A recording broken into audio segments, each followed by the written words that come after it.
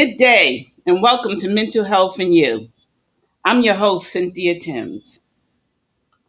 What does freedom mean to you? In the wake of Juneteenth, which has recently become a federal holiday, in the wake of July 4th, which has been a federal holiday for the longest, when I think about the intersection of the two, what does freedom mean to you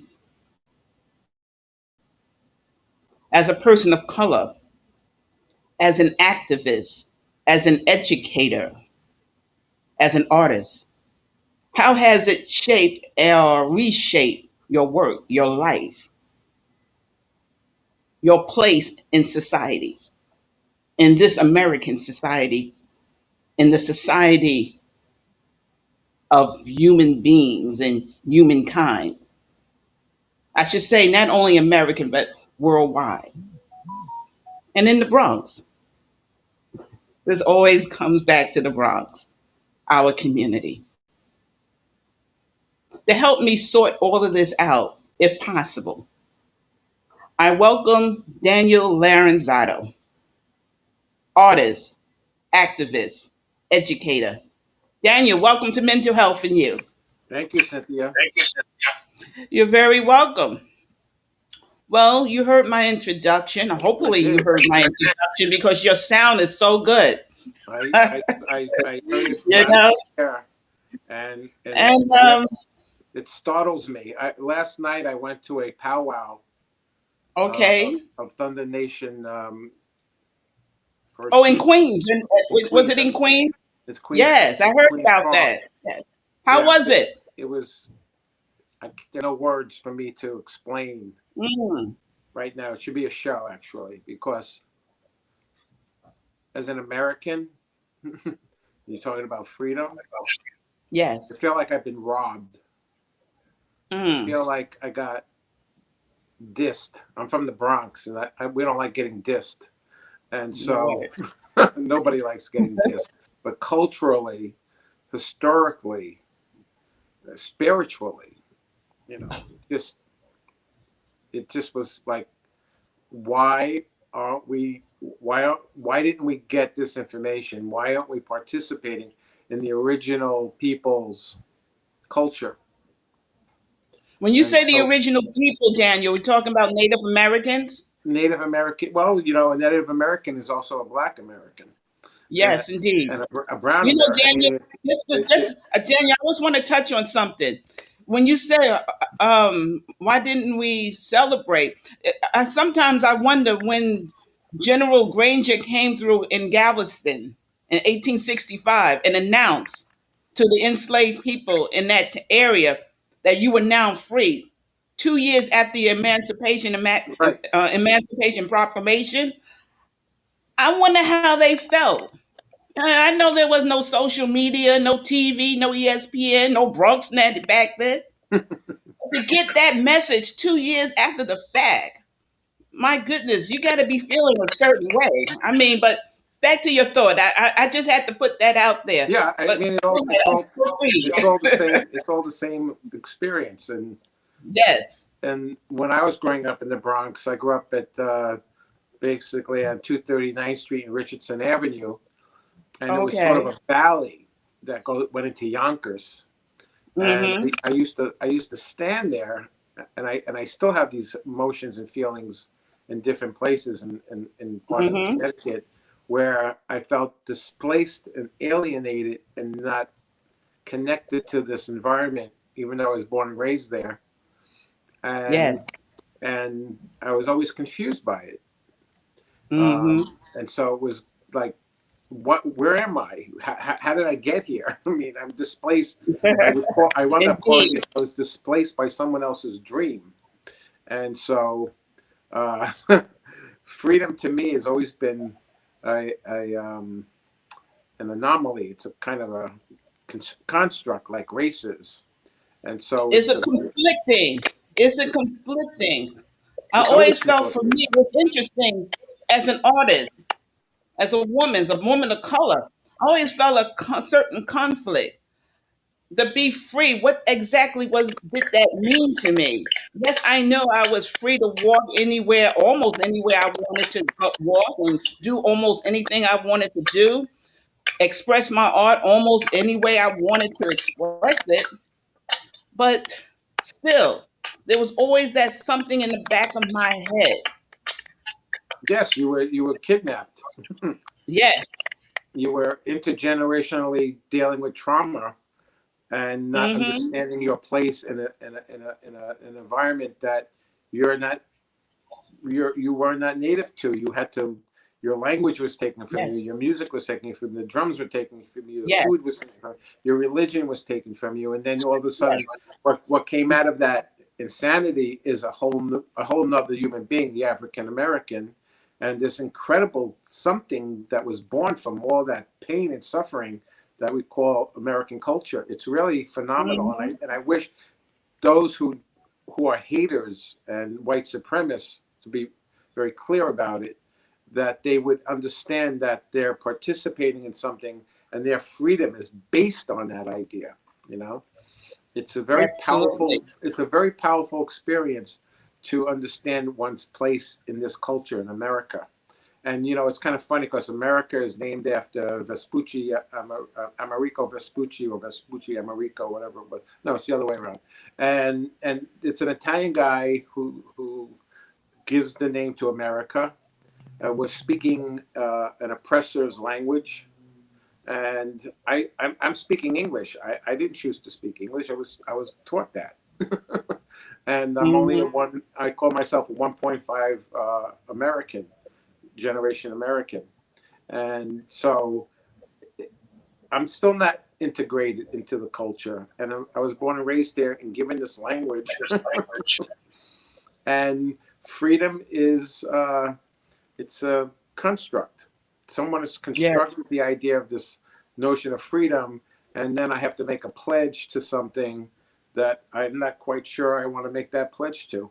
And so there will be the people that say, well, if you don't like it, leave. And I have. And I've been back. Absolutely. And I've gone and I've been back. And so, and then the governments change every 4 years, which is kind of odd. Because by the time you're getting used to one, or you think you're getting used to one, or you're fighting to get rid of the one that you're in, it's changed again. So freedom is very convoluted. It's very fractal, and you know, I think that's a good way to describe freedom. It's a fractal. It's broken up into these fractions, and so you're kind of always trying to piece this together for yourself. And if you're not, you know, able to do that, you're gonna be wondering what happened to you, because we're very complex beings, and we tap into different aspects of our personalities and our heritages and our bloodlines, and if we're not lucky enough to know to some degree where that place is, we're living out things in ways that might be damaging to us, taking on things that we shouldn't be doing. And so getting in touch with oneself and one's ethnicity and spirituality is a very important part of freedom. Um, and then there are those who, Daniel, you said yes, something, getting in touch with one's spirituality. yes, How, as an educator, have you done that? You're an educator as well as an yes. artist and I activist. just I gave a wonderful class this past Thursday to about 15 inner city kids in Haverstraw. They're mostly Hispanic, mostly coming Okay. from the Dominican Republic. And it was very powerful to see these young people. I have What type great. of program is that? What type of program is that? It was a program that I'm involved with the Gardner Art Center, where I'm the resident artist. I'm one of the resident artists, and part of Okay. my obligation to the program is to give classes and teach and educate. And Awesome. my class is not so much about the art that I'm creating, but it's more about trying to see something and understand what an objects are. Hmm. For instance, like this Yes. baseball, and I use the baseball to make a point. And so when I ask the class what this object is, most people believe it's a baseball, and Okay. it could be you could be tricked into believing that this is a baseball. But this baseball, interestingly enough, is made in either the Dominican Republic or Haiti, which is kind of ironic in itself. considering our relationship with the island uh, here in America, and where Yeah. it's the national game. You know, this is a big deal here in America, and so the baseball is wrapped in skin, and so I make a point about talking about skin and the package we come in. That's baseball skin, and inside that Mm-hmm. baseball is yarn, and so it's the Okay. potential. So I try to get the kids to understand that the package that they come in is just that. It's a package, and we people will tend to deal with the package before they deal with the content. And so the content is the wool, is the yarn inside the ball, and it's the yarn could be anything. You could be anything, and that's where freedom is. It's in the potential of your inner world and your inner thoughts, how you see the world. That's where freedom is. As Nelson Mandela was asked about being in prison for all those years, and he said he was free in his mind. Yes. That's I'm where thinking about something. I'm thinking about something. It's also, I've heard so many times, and I love this. It's also the ability to reimagine a world beyond your circumstances. Einstein Is said the same also, thing. yes, yes, Einstein as an said, artist. as an artist, I Absolutely. mean, if there was ever an artist, it was Einstein. I mean, if you think about Yes. it, he never said mathematics was the end all. He said imagination is everything. So you can imagine Absolutely. that you can imagine yourself, and then creative visualization is what I was teaching, because that baseball and the yarn could be a handbag. This was knitted from baseball yarn. Wow. And so Okay. you could, so that's what the whole point is. Freedom is just this construct, and then you have to take that idea, and then you have to make that your reality. You have to create your own reality, and that's a difficult thing to do in a place like America. Even though Hmm. one thing we're taught one thing, and then something else happens. You know, there's a lot of Yes. switch debate in the culture, and so one has to, as an artist, is constantly be aware of what's coming at you. It's a 24-hour job. As an artist, you're Hmm. never unemployed. You know, it's either Mm. you're making or earning money, or you're selling your art, or you're creating art, and or when you're not creating, you're absorbing. And one has Absolutely. in order to absorb, you have to be very free in your thinking, and allow people who may not look like yourself or have the same religion or sexual orientation. Yes. If you're limiting Yes. yourself in any way, you're not free. Mm. Absolutely. You know, Daniel, we're going to have to take a break soon for PSA for the cause. But when we come back, we're going to expound on that more. You know, I'm taking an acting class now where we have to use an object and put it into our scene monologue, and just make a scene using that object. And as you're talking about that ball, that making a bag out of that ball, I'm thinking about, almost anything, just about anything could be used to reimagine a life Absolutely. and a world that you want. And that's the beauty of art. But Daniel, we're going to talk more about that on the other side. Gotcha. We're going I'll to be talk here. more about that on the other side. We got so much to talk, and I thank you so much for being part of mental health and you. Thank We'll you. be right back after this Thank you. pause for the pause. Thank you. When I was in foster care, I never knew when I would have to move. So I always had my suitcase ready to go. Then one day, I was adopted. My new parents opened their hearts and home to me. My parents cook my favorite breakfast for me every morning. My parents take me on trips I never thought I would go on. They gave me a home and an even better reason to use that suitcase. My parents aren't perfect, but they're perfect for me. Wow. Thank you. Thank you, and welcome back to Mental Health and You. I'm your host, Cynthia Timms. Yes, Cynthia Timms. And I was speaking with my guest, Daniel Lanzilotta. We were talking about freedom. Welcome back, Daniel. Thank you. We were talking about freedom as an artist and an activist, as an educator. And you were sharing with us how you use a ball to make a bag, and how you demonstrated this to your students. And by the way, what's the age of these students? What was the They're age? they're And what were they're their they're reactions? about 12 to 15, Okay. and a couple of adults. And you know, I'm always blown away by the grasp of young people. Mm. They really they're always just so absorbing, and so it's amazing to me. Like I said just earlier, if you're limiting yourself, or if you're using um, practices that are keeping you at bay from getting involved with other cultures and languages and people Yeah. and food, you're not free. Yeah. You can't possibly be free. You know, the saying is that when you're doing good, I'm doing good. Yes. It's very simple. There's no space or um, for anything less than that. I mean, when everyone's doing well, we all do well. It just makes so much sense to live life like that. You enhance your mind, you enhance your experiences, you enhance everything.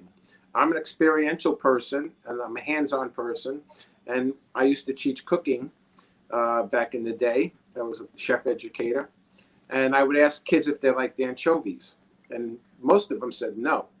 And the answer is always, how do you know? Mm. Yes. You have the freedom, right, to taste something, and then you'll gather the knowledge and the experience to Hmm. to make a decision. And in this culture, we don't really possess any critical thinking skills. Um, Mm. like with the whole issue with critical race theory, I think it should be a little bit more. It should be correcting history theory, because the history that we are taught is just it's just I can't even speak to it. It upsets me so much because we're just not given the correct information from about 1492 on, and you Well, can't then live your that life. is so. But then again, Daniel, I do believe that's where the artist steps in. That's where the educator, us as educators and artists, step in. If you're not Right. I going to mean, get it in the it's every classroom day. You're the doing. traditional way, maybe we need to step in the gallery. We need to step in far as our work. The show helps. Your activism help. What you do with the environment help. Every We day. have to It's fill never the gap some you're sort never of not way. doing it. You know, it's not Because you it's such, just not, when you're in these positions, you're never not doing it. You have to always be doing it. yes. And so that's you know, as a person, it becomes very weight, you know, heavy. It's a heavy thing to like constantly have to deal with stupid, because you can't fix it. You can't fix stupid, but you can act, you know, after a period of time, you can try to keep giving people a vision to understand that this is many things besides a baseball, and that the if you when you bring it back to people, the Yes. people and people of color particularly, if you're going to approach somebody and have some kind of really bad vibe with somebody, you're Hmm. already at a loss. You're not free. You can't be free because you're cheating yourself out of experiences with other human beings that are so rich and beautiful, and it's insane how one would live one's life limiting one's experience dealing with other people. It just doesn't make sense to me. It's not possible Well, to that's experience what I life fully also and be free at it. So when you speak what is freedom to me, or as an artist, you have to open yourself up to other people's opinions, absolutely. sexuality, politics, religion, whatever it is, and just give them a listen. When I speak to someone, I said that when we Yes. talk about tolerating someone, I don't want to Yes. tolerate anybody. I want to accept somebody. I don't want to live in a world of tolerance and close the door and be a hater. I want to be like accepting. We have to teach people to accept other human beings. This resistance thing is insane. I'm not going to resist people. I'm not going to resist somebody because they have a different political agenda than I do. I want to Well, have productivity, and well, conductivity absolutely, and means that's that we're having an important. exchange. Yes. We're able to come to the table, even if I disagree with you, Cynthia. At least I'll go, you know what? I'm going to give what she said some thought, and Mm. maybe I'll be converted into some other means, or I'll start learning and understanding myself through you. Yes. Well, And that's also that's why freedom. That's you're freedom. saying something. Yes, it is freedom. It can also be exhausting sometimes because you're taking in so much. We as Well, that's the artists, we're empath, you know. activists, we're educators. It can be so exhausting. It can be exhilarating, but it can be so exhausting. I Absolutely. sometimes think about, Daniel, why I get so I'm so prone to like depression sometimes. I'm so prone to anxiety because I see a world around me that I want to change. I see injustices around me. I see unfairness around me. And I want to be able to be a catalyst for change so bad, so much. And I really, really, really hate with a passion injustice. We Well, cannot tolerate injustice. right. That's so be that as it may. That's what keeps me. That depression. Even though I may get depressed, I may get anxious. That has to also be a catalyst for me to rest, take care of myself, but get up and keep on moving, keep on talking, keep on doing this show, using whatever you have, using your platform as a catalyst, a vessel for change. But yes, I hear what you're saying. I hear what you're saying. Talk about your activism, the environment. How is that developing? How are you sharing that with your students and your artwork? Well, this past Developing Thursday, it. Yes. they came from Haverstraw over to Mm-hmm. Garnerville, which is a short jump. It's a community center, and they came to look at the artwork, and I went through the pieces, and I took questions from them, and then we went over to another building, which is a classroom, and we had paper and pencils, and I showed them an object that was kind of a single stream object that is thrown out, that Trader Joe's uses to put plastic bags on this plastic tube. I think I have one here. Hold on, I do. I have many. So I showed them this object. It's just a plastic tube. It goes into the garbage at thousands and thousands and thousands of Trader Joe's, and I go to Trader Joe's and they save them for me, and I make things from this. So the question was, reimagine this thing and create a product. So I wanted them to start to think more in terms of entrepreneur, how an entrepreneur would look at something, how to create a product, how to give it a brand, and I gave them a piece of paper and a pencil. You don't have to charge the pencil, and you don't have to charge the paper. It's very old-fashioned. And I had them draw their ideas out so they could have a concrete way of seeing it, change it, and understand it. Because the pencil to paper really changes the dynamics of the brain and how it's wired. So that was like writing a journal, for instance. And so that was a very interesting little exercise. And then we talked about the baseball, and we talked about many aspects of the environment. We talked about where I get my art supplies, which is the environment called post-consumer waste, which is Mm-hmm. litter and garbage. And out of those kids, there was one little girl, and she came up with the crazy idea to use the tube in a plastic bottle, and she put the tube on top of the plastic bottle, and she said she would put a sweet liquid in there, like sugar water, and that flies would come and drop in and get trapped in the bottle. I thought it was absolutely brilliant use of this tube. I'd never thought of that. She did, and so and some other things people made, candle holders and stuff like that. But it was just to get them to start looking at objects in a way that they would normally not do, to try to shift their consciousness away from consuming, and then once consuming something, discarding something because they don't think it has a second use. So there's all this Well, processing stuff that goes on in how I go about teaching a class. And a lot of times people think I'm going to go in there and show them how to be sculptors or draw something. And it's never that. It's always about thinking through things and trying to shift one's consciousness in a way that's creative. wow, that's so awesome. You know, Daniel, few remaining moments and few remaining minutes that we have, I think about 3 or so. What are you doing? Where can people find you? What you're doing now? Any upcoming exhibits? Yes, I How have can an people? ongoing show which has been extended to, I believe, September at the Garner Art Center in Garnerville, New York. That can be seen by making an appointment, going to the website. I'm trying to do a project with the laundromat in Haverstraw to eliminate the plastic bottles. So we're working on that. Some other crazy thing came up during during the show at the Garden Art Center. A Dominican guy came in. He saw one of my pieces.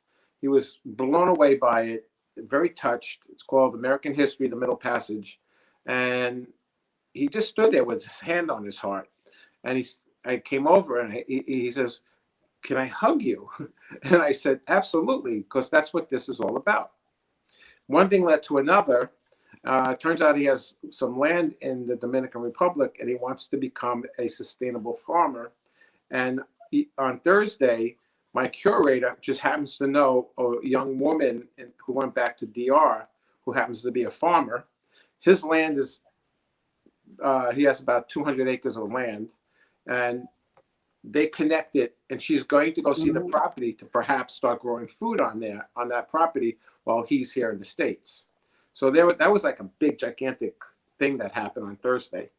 So we're planning maybe very soon to go take a trip down to DR to see the property and to try to make that happen there, and then to try to make something happen at the Garden Art Center in terms of a sustainable garden or something at the property there. It's a massive property, and we were trying to make that more of a sustainable environment. Daniel, we're going to have to wrap up, but that sounds like an awesome project. I wish you all the best.